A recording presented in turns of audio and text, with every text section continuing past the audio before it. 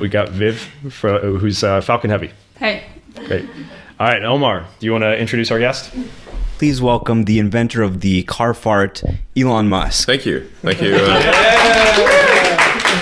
Please put that on my gravestone. Love it.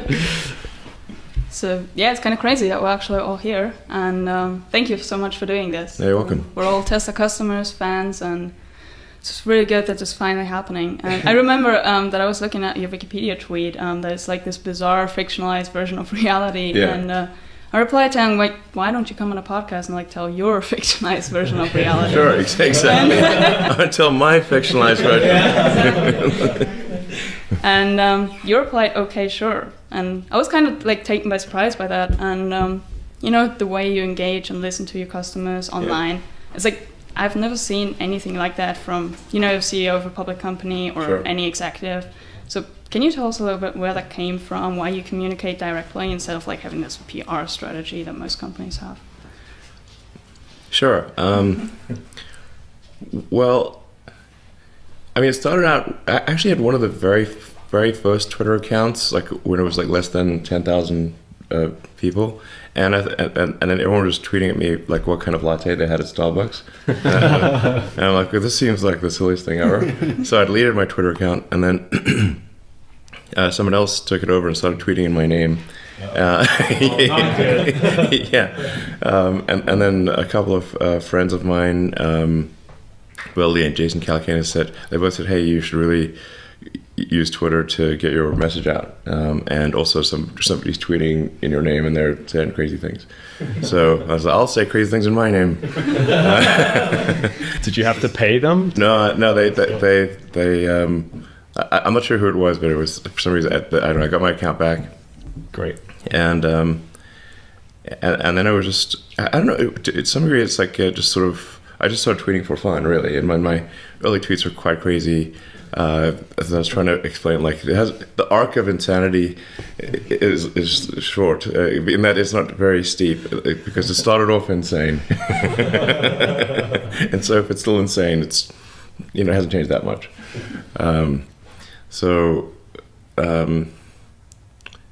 Yeah, and I don't know. It seemed kind of fun to. I think I've said this before. It's like, some people use their hair to express myself. I use Twitter. Yeah.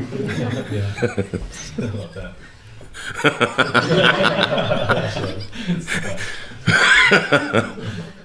Why do you like Twitter so much? I mean, you could use Instagram, As for opposed example, to other but platforms. Yeah, exactly. Well, like I don't trust Facebook, obviously, and then Instagram is fine, but it's I think not exactly my style. It's hard to convey a sort of intellectual arguments on Instagram. It's hard on Twitter too, but it's but you can't. It's so. Instagram is also owned by Facebook, and I was like, Deleted. Yeah, I just deleted it. It's like I don't really need to if I need to say something, I only really need to say it on one platform, pretty much. And so if I'm trying, and I don't want to spend too much time on social media, so it's just like, if people want to know what I'm saying, then they can just sort of go to Twitter. I'll just keep doing that as long as Twitter is good, I suppose, more good than bad. Yeah. Crypto scammers are really... I understand that. They've been taking advantage of Vincent recently. Yeah, I know. Really? Yeah, there's like 10 Vincents out there. Oh, right. Well, they copy everything and just like change one Yeah, little they thing. use my avatars and then the picture, and then they just post like right below Yeah. your tweet, Yeah. I was like, wow. Yeah. And they block me too. We fight them all the time. We're always like reporting them. Like every day we report like 10 people. Yeah. I have so many conversations with Twitter. Like, come on, can you just I think it would take like 3 or 4 customer service people to just look at this. It's crypto scam. Block it. It should be easy. It should be easy. Should be easy. But then, like, my wife, Vegan Shelley, I think you liked her tweet the other day. She got banned for like replying to one of your tweets and quoting like the video inside of it, and then she got suspended for like a day or something. I was like, what the heck That is is going strange, on? yeah. So it's just weird how the algorithm works. Yeah. So Yeah, there's a lot of manipulation, but going back to the Wikipedia page, it's kind of interesting. Just Sure. what a decade you've had. I remember I was reading somebody's article. I think they interviewed you in 2009 or something like that, and they said, if you had met Elon Musk in 2009, right after the recession, they're like struggling with the Roadster. You never would have thought that you are where you are today. You're, launching astronauts into space. We will be, hopefully. Well, this year, servicing the International Space Station. I mean, Tesla with the Model 3, the Model Y, electrification really, without Tesla, it would not be where it is today. You see where the other legacy automakers are, they're not doing great. So, looking at kind of like this, like you've become this legendary figure, and looking at kind of like how people kind of see you, kind of the Ashley Vance biography or Wikipedia page, what is it that really kind of sticks out to you or, makes you laugh? Like, that's just completely off base. Yeah. Well, I think I mentioned that I kept getting referred to as an investor in like a bunch of things. And it's like, but I actually don't invest really except in companies that I help create. So I only have, the only publicly traded share that I have at all is Tesla. I have no diversity on publicly traded shares. like us. Yeah, nothing. So, that's quite unusual. So, once everyone diversifies to some degree, and then the only stock that I have of significance outside of Tesla is SpaceX, which is a private corporation, and then in order to get liquidity, which is mostly to reinvest in SpaceX and Tesla, and occasionally in provide funding for much smaller projects like Neuralink and Boring Company, then I'll actually take out loans against the Tesla and SpaceX stock. So what I actually have is whatever my Tesla and SpaceX stock is, and then there's about $1 billion of debt against that. So, which it's this is sometimes taken to imply that I'm claiming that I have no money, which I'm not claiming. But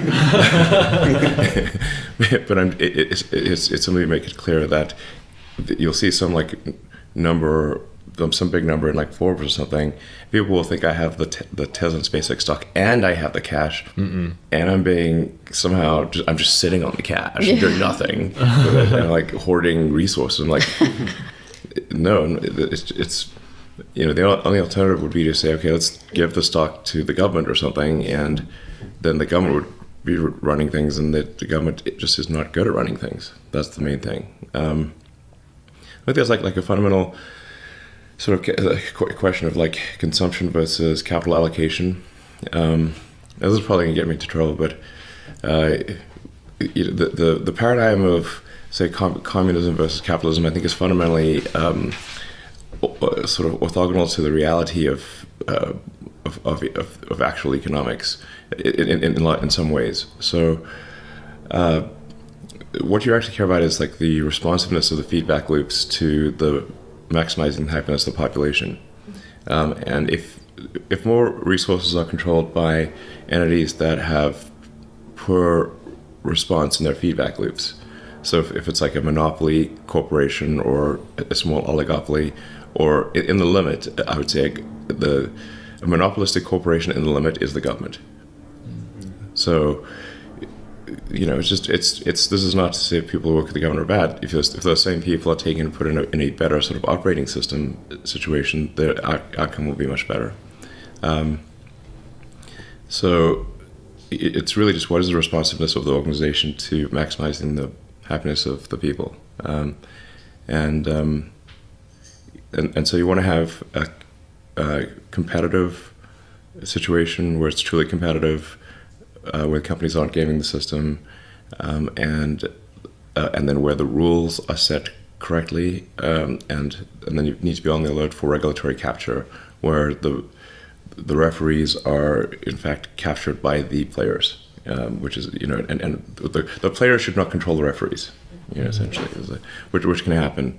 I think like that happened, for example, with I think the zero emission vehicle mandate in California, where California was like really strict on EVs, and then the car companies managed to sort of, frankly, in my view, trick the regulators into saying, okay, you don't need to be so hardcore about the EVs, and instead you say fuel cells of the future.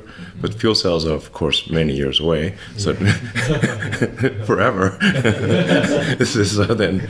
So they let up the rules, and then GM recalled the EV1 and crushed them in Exactly. a junkyard, That's which awful. was against the wishes of the owner. Yeah. I mean, They all lined up to buy them, and they wouldn't let them buy them. well, I mean, Chris Payne did this great documentary on it, and it's like the owners of the EV1, which by the way wasn't actually that great of a car, but they still wanted the electric car so bad that they held a candlelit vigil at the junkyard where their cars were crushed. Oh wow! It was like a prisoner being executed or something like that. That was literally. I know. And like, So when is painful. the last time you even heard of that for a product? Right. GM stops the product. I mean, what? I mean, listen, man, they're not doing that for any other GM product. No. Have you thought about doing the EV2? It's kind of sometimes hard to get through these guys, So, anyway, I think that's a very important thing. So generally, we could see like these oligopolies forming, or duopolies, and then you get effective price fixing, and then they cut back on the R&D budget. Like kind of a silly one, frankly, is like candy. Like there's a candy oligopoly, and it's like we don't see much innovation in candy. So you're still working on the candy company. Crypto candy, is that?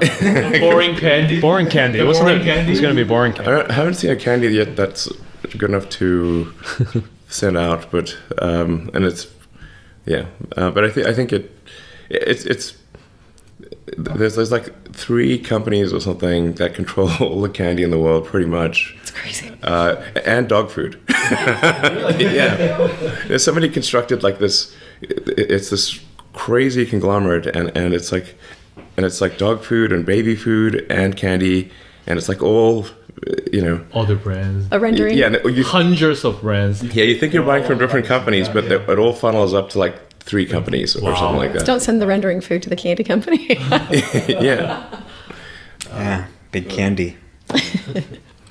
So you want to have like a good competitive forcing function, so that you have to make the product better, or you'll lose. Like if you don't make the product better and improve the product for the end consumer, then that company should have relatively less prosperity compared to a company that makes better products. Now the car industry, is actually pretty competitive, so that's good. So then the good thing about a competitive industry is then if you make a product that's better, it's going to do better in the marketplace. Definitely. So this is Gene Wilder's old house. Yeah. Yeah. I saw that. That's Backside of amazing. photos over there. It's lovely. Thanks for having us here as Yeah, well. thank It's you. really special. Yeah, it's a cool spot, and it's got a solar glass roof. Yeah. Do you see that? Version 2, right? We didn't notice it, but Yes. when we checked it out the second time. Yeah, I'm waiting for my 3, so I'm waiting for version 3. Well, whatever they're going to put on, I don't care. Give me version 3. Yeah, looking Yeah. forward to it. Yeah, we saw it at the store in Torrance. Actually, they've got it Yeah. in the stores now. Yeah, looks really good. Well, it's actually designed such that you don't notice it. So, because like this, look at this old house. This is it's an old house. I don't know, probably 50 years old, something like that, and it's quite quirky. So if you put something on that was like didn't blend in, that it would not look right. It would be pretty strident, and this had a black comp shingle roof. So I was like, okay, let's see if we can actually have it weave in and still feel natural, look good, and and I think it's sort of achieved that goal. But yeah, this is a lovely, quirky little house. I'll show you around afterwards. It's got all sorts of weird things. It's exactly what. Sorry? Is it Frank Lloyd? Right? No, I don't think so. I think it was just built in increments over time. by probably several people. But they would have just knocked it down and built a giant house here. So it's like, So glad they didn't. yeah, it's super cool. really amazing. So Gene Wilder is one of my favorite actors, actually. So he's great. Awesome movies. So when you come up with a product like the solar glass roof, I think a lot of people misunderstand that like your goal is to bring these crazy technologies to market and really create a change in the world. Yeah. And so I think it's fascinating that you do it through companies, and it seems like the fastest way to create that feedback loop and to really like go from inventing something to millions of people using it right away. Yes. So it seems like buying a Tesla is almost like the best thing you could do to help the climate crisis, because you're like turbocharging R&D and products and innovation. I feel like not enough people really understand that. Yeah, that is. I think there's lots of good things people can do for the climate, but just generally anything that is moving towards sustainable energy, whether it's sustainable energy generation through solar or with an electric vehicle. Actually, just things like better insulation in a house just is really effective for energy consumption. But oh geez, Marvin. It's ingratiating. That's Marvin the Martian. Oh. I actually got him a little for Halloween, a little knitted Marvin the Martian cap. So he had the little, the helmet with Yeah. It looked super cute. You got enough, buddy? So did you always know, like, business was the way you wanted to kind of attack these problems versus, say, maybe a nonprofit or, working as a college professor or something? I don't know.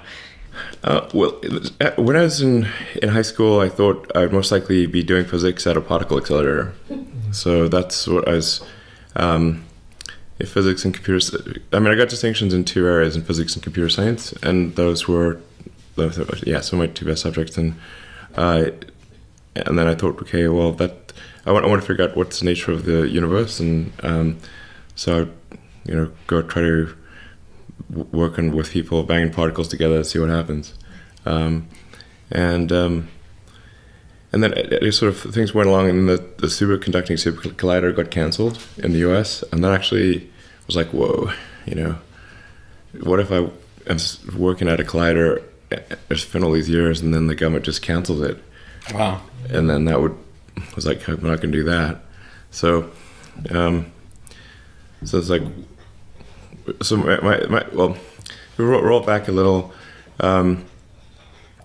Like I was trying to figure out when I was a kid, I had like this existential crisis. I don't know, I was about 12 years old or something, and I was like, well, what does the world mean? What's it all about? We're living some meaningless existence. And then I made the mistake of reading Nietzsche and Schopenhauer, and I'm like, whoa, don't do that. Not if you need to be a little older, I think. No, and actually, lately, these days, I sort of reread it. So I was like, he's not that bad. He's got issues. No question about it. But it's anyway. But then I read Hitchhiker's Guide to the Galaxy, Douglas Adams, which is like quite a good book on philosophy, I think. And it was like, okay, we don't really know what the answer is, obviously. But the universe is the answer. And really, what are the questions we should be asking to better understand the nature of the universe? And so then, to the degree that we expand the scope and scale of consciousness, then we'll better be able to ask the questions and understand why we're here or what it's all about. And so we should sort of take the set of actions that are most likely to result in us understanding what questions to ask about the nature of the universe.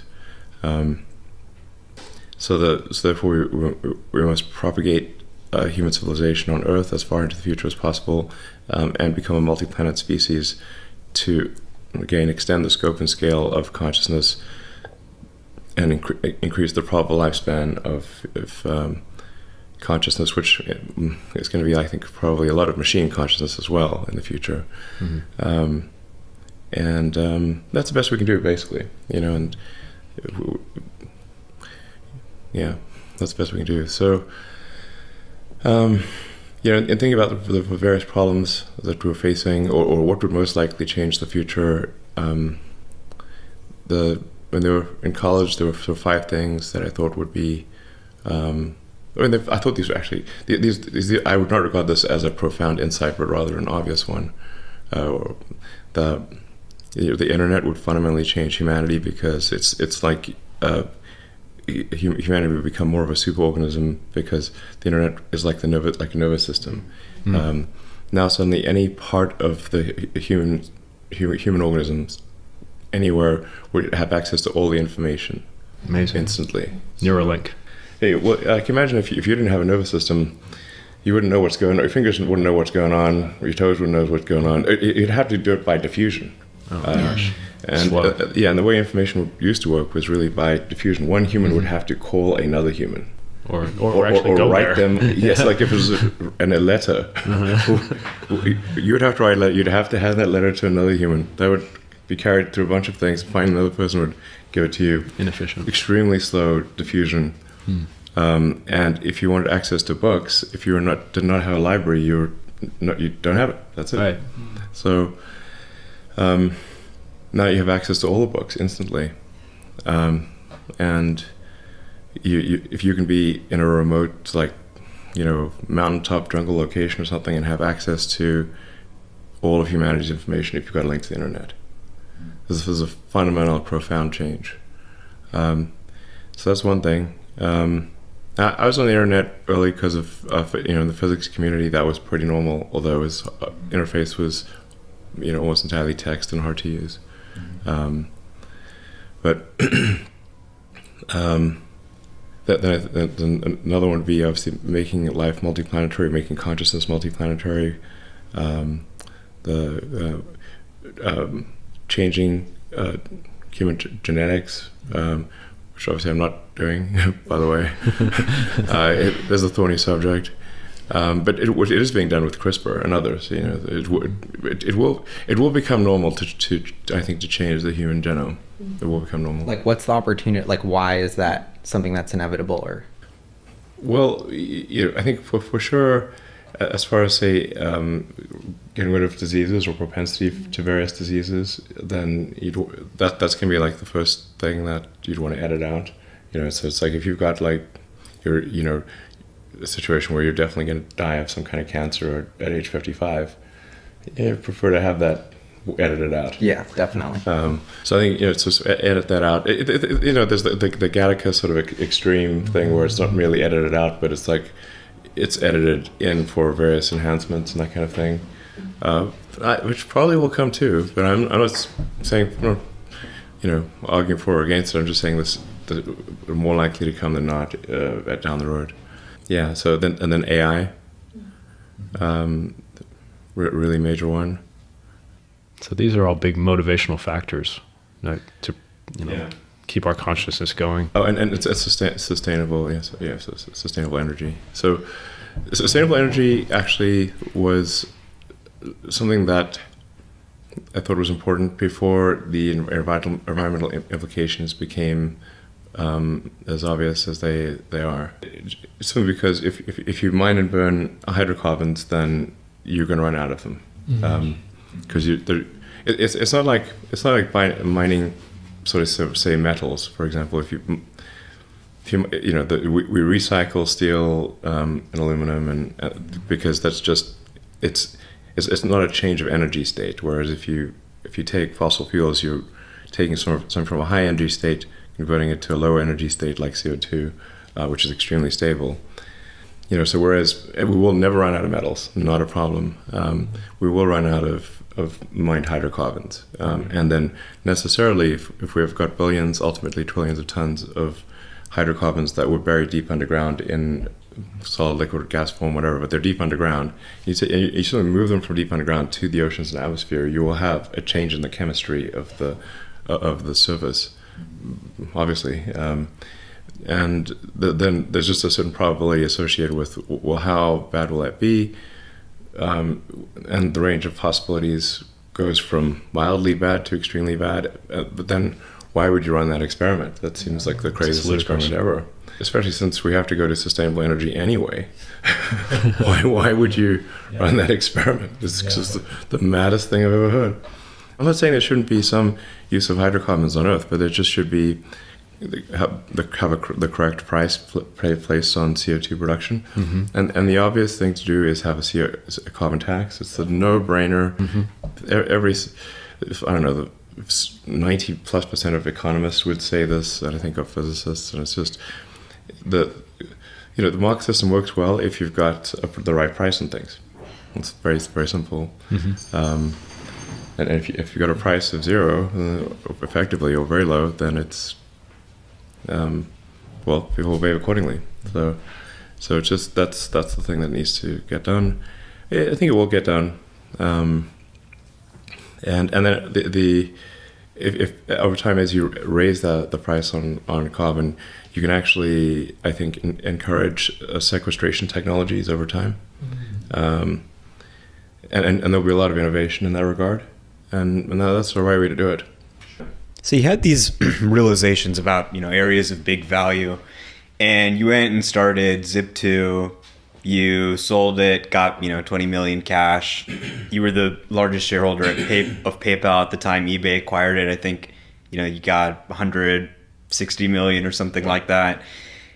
You have enough money basically for an entire lifetime. Why go and put your money into SpaceX, which is a huge, risky operation, or Tesla? Why not just kind of, relax? Sure. Basically, I graduated from Penn with basically physics and economics, and then we actually did a road trip to Stanford with Robin Wren, who was in my physics class, and now works at Tesla actually. That's cool. Yeah, and he grew up in Shanghai. Yeah. So. That's cool. He's a very smart guy. He ended up continuing at Stanford, and I ended up going on deferment a couple days into the semester. But I was going to be studying material science and the physics of high energy density capacitors for use in electric vehicles. So the intent was, I was going to go, okay, I'm going to work on energy storage solutions for electric vehicles. And I'd worked at a company called Pinnacle Research for a couple summers that did high energy density capacitors. I was going to try to do effectively like a solid state version of what they were doing with it's going to get very complicated from a technical standpoint, but they were using a ruthenium tantalum oxide. Ruthenium is extremely rare and expensive. You cannot scale that. So it's like, can you find a substitute for ruthenium? But we're able to get to energy density is comparable to a lead-acid battery, but with incredibly high power density. So, what do you want? I can go down a deep rabbit hole there, but what's the purpose of a supercapacitor in an EV? Ultracapacitor.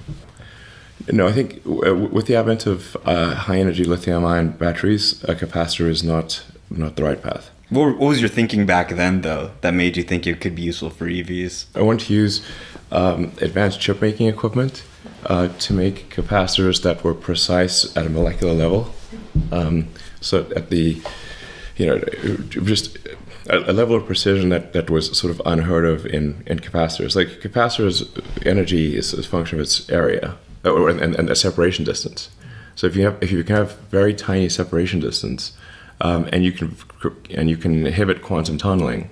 Like I said, how deep things get pretty esoteric. So you're going to inhibit quantum tunneling, get a very short gap, and then you could, in theory, get to very high energy densities by making capacitors in the way that you would make an x86 processor. And since there were tens of millions of dollars going into chip making R&D, that I thought there might be a way to make an advanced capacitor using chip making equipment instead of the conventional means. So is it off the table, ultracapacitor? It's unnecessary. Okay. Interesting. It's unnecessary. I think it's probably is physically possible, but it's unnecessary at this point.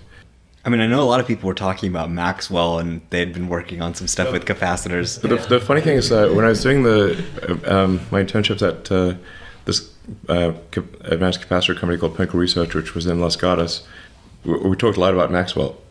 And Maxwell was also trying to make high energy density capacitors. Now Tesla acquired Maxwell. It's so Full cool. circle. That's awesome. Yeah, Wow. We're looking forward to that investor day. Yeah.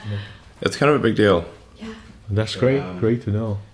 Maxwell has a bunch of technologies that are that where if they're applied in the right way, I think can have a very big impact. Like the dry electrode stuff? That would be one of them. Oh, That's a big deal. Yeah, for sure. okay. Much bigger deal than it may seem. Yeah. And there's a few other things. With the space that it takes up for the ovens, that for the current technology, you can save all that real estate space now. That's one aspect, and the cost reduction, the weight savings. I mean, there's so many pluses, right? Yes, I mean there's many things there, but I'll have to wait until whatever battery day. Sure. Which is hopefully in a few months. But I think we've got some pretty exciting things to share. So. Gally's very excited. Yeah. It seems like the pace of the innovation of the battery thing has just taken off. Like since you guys have more capital and being able to like have the Gigafactory be vertically integrated, just seems like no other car company is making that many batteries. So they're not even thinking about what comes next. But that They're not bet, even, man. Not even come close at all. Taycan 201 miles. Not even. That's a joke. Yeah, no, it's true. The other car companies just really want to outsource battery technology. Not even making this battery module and cell, but they're obviously outsourcing the cells, but even outsourcing the modules and the packs. Yeah. And it's like they're really not thinking about fundamental chemistry improvements, and there's some pretty deep wizardry at Tesla on this front. I should say a bit about like electric vehicles or sustainable energy in general. I said it was pretty, I think, obvious to not just to me, but to a lot of people, even go back 30 years or longer, that we must have a sustainable energy solution. In fact, it's tautological. If it's not sustainable, we must at some point find an alternative to it. Mm-hmm. And so, even if there were no environmental impact to the sort of a fossil fuel economy, then we would run out of them, and then we'd have economic collapse, and civilization would fall apart. Yeah. So that was actually my initial motivation for electric vehicles. It's like, okay, we've got to have a solution that does not require mining hydrocarbons, that is sustainable in the long term. It was not actually initially from an environmental standpoint, because I did not realize the gravity of the environmental situation at that time. And I thought, actually, for sure, by now we'd have electric cars. For sure. But Are we back on the moon? yeah, totally. Why are we not back on the moon? Exactly. It's insane. It is insane. If you told somebody in '69 that we're not be back on the moon, and in like 2020, they'd be like, you might have gotten punched, honestly, because they'd be like, you're just, it's like so insultingly rude to the future of humanity. Because they'd be like, what is wrong with you? Yeah, it's encouraging. SpaceX is encouraging, though. Yeah. So it's like we should have a base on the moon. We should have sent people to Mars. None of that's occurred. We've got to make that happen. Yeah, so but on the sustainability front, it was really, like I said, initially not so much from an environmental standpoint, but from a necessity of replacing a finite resource in order to ensure that civilization could continue to grow. And then the urgency of it became much more obvious, like, wow, we really better do something, because the environmental stuff is becoming quite serious. And the inertia of large existing companies is just hard to appreciate. They just want to keep doing the same thing, and maybe 5% different every year, maybe 5% different. Big companies hate change. So then the time that Tesla, was created, there was no one was doing electric cars. No, they weren't really startups. The big car companies weren't doing it. GM and Toyota canceled their EV programs. Now everybody's doing it right now. Like and their mom. Everybody's talking Mom. about it. Everyone and the mom is doing it. Yeah. And we would all like to congratulate about the Gigafactory 3. Definitely. Yeah. Yeah, it's Epic. amazing. And I would like to know like why China is the best country to build the first foreign Gigafactory. China is the biggest consumer of cars in the world, so it's the biggest. So that alone would be enough to do it. I think also there was a lot of uncertainty about tariffs, and it's like we potentially would be unable to sell effectively in China if we did not have a factory locally. Yes. Or at least unable to sell at prices that weren't extremely high. But those are really the two main reasons. I think that, but I think there's also a third important reason that there's just so much talent and drive in China that I think it's a good place to do a lot of things. And the evidence is there in the incredible progress in the factory, which was built with very, very high quality in a very short period of time. The cars coming out of Shanghai are already very high quality. Oh, I can tell, and Yeah. the run rate is amazing. Mm-hmm. And I love that they use the Chinese badge as well. It's like a symbol of pride and Sure. made in China. So Yeah, it's cool. It's super cool. How did Tesla manage to get the first wholly owned foreign car company in China? Yeah. I mean, a factory. I've went to China many times, and they kept saying that we would have to do this, majority local owned venture, and I said that and we had to partner with someone. I said, we're a little late to the dance here, so who would we partner with? There's nobody left, and also we're just a little company, so we're they kept saying we should get married, and we're like, we're a bit young. That's a good example. We're young, and then then also as pointing out, there's certainly Chinese companies that are going to, that are establishing factories in the U.S. I mean, there's like Faraday Future and that kind of thing, and that's 100% owned by them. And so, to be fair, it should be allowed that an American car company should be able to own its factory in China as well. And so we, talked to them for over a number of years, and they eventually said, okay, well, we'll change the law. So they changed the law. But now other companies can do it as well. So it's not just limited to Tesla. And how much of that production hell, like learnings, have really enabled? Because I don't want to bring up CapEx, but one of my favorite things is the stats in the shareholder letter. It's so much cheaper, not only faster, but it seems like you guys have learned so much from the Fremont factory, and that really enabled kind of a turbocharged build for Shanghai. Yeah, I think the big difference is like we are way less dumb than we were. So the foolishness of capital expenditures was very high, and it's less high now. And then with the Shanghai factory, we designed out all of or as much of the foolishness as we could think of that exists at Fremont and in Nevada. So we just made a lot of decisions that weren't smart, and we designed those out such the production line is much simpler. So it's much simpler and better implemented. And then we also found that in most cases the suppliers were more efficient in China as well than in the U.S. So, but we've also managed to get a lot more output from existing equipment in the U.S. as well. So the Model 3 body line in Fremont, for example, was only ever meant to do 5,000 cars, Model 3s a week, and it's doing 7,000. Wow. Nice. So, Wow, nice. And with turning off a bunch of unnecessary things that were being done. So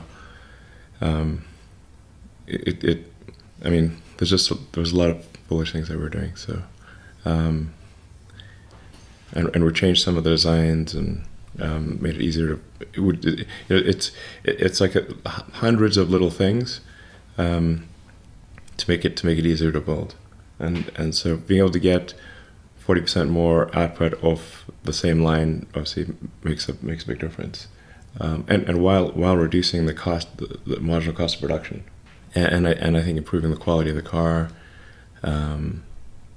So it's all good stuff. It was the result of a ton of hard work by a lot of people. So yeah, but it was kind of necessary in that we didn't really have a place to put a second Model 3 body line. So it's like we either make this one go faster or we will not be able to achieve production. But the Model 3 body line in Shanghai is much simpler than the one in, and I say that in a good way, because it has the same end result. So if you know, but it's a much easier to understand. There's just getting rid of unnecessary movement. There's a lot of unnecessary movement in the Fremont body line, but not in Shanghai. So you guys said in the production letter that you just started battery production in Shanghai too, and I heard that you guys were getting cells from Cattle and LG Chem. Are the cells basically kind of like a commodity part that you can assemble into your battery packs there, or does it make a difference? How do you see that long term? I believe these cells are not yet from LG. We do expect to use locally produced cells, but I don't. Just to be clear, I don't always know exactly what's going on everywhere at the 50,000 person company. So some of the things, like most of the things I say will be correct, but maybe occasionally something that's not. As to the best of my knowledge, we're not yet using LG Chem cells. We're using Panasonic cells made in Nevada. But LG Chem can make pretty much the same cells as Panasonic? Yes, but pretty much is not the same as same. So there's still a few bugs to work out with the LG Chem cells before we can use them in our module and battery pack production system. The CATL cells, the CATL situation will be more of an integrated module than it will be a cell, and that's so that it's not just it's not super easy to replace these things. But yeah, we do expect to use CATL. We do expect to use LG. Currently, we're using Panasonic. When I say expect to use, I mean like literally a matter of months. So by the middle of this year, we probably be using both LG and CATL in volume. Wow.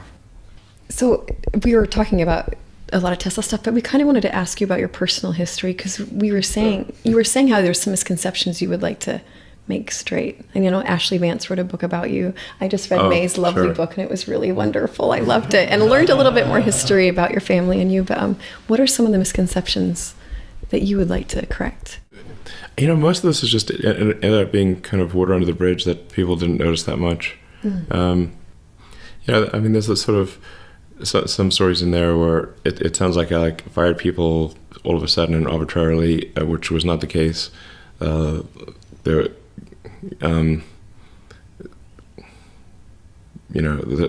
just Ashley asked somebody who didn't know what was going on, and then that person was suddenly not there, and they didn't know why. Yeah. But I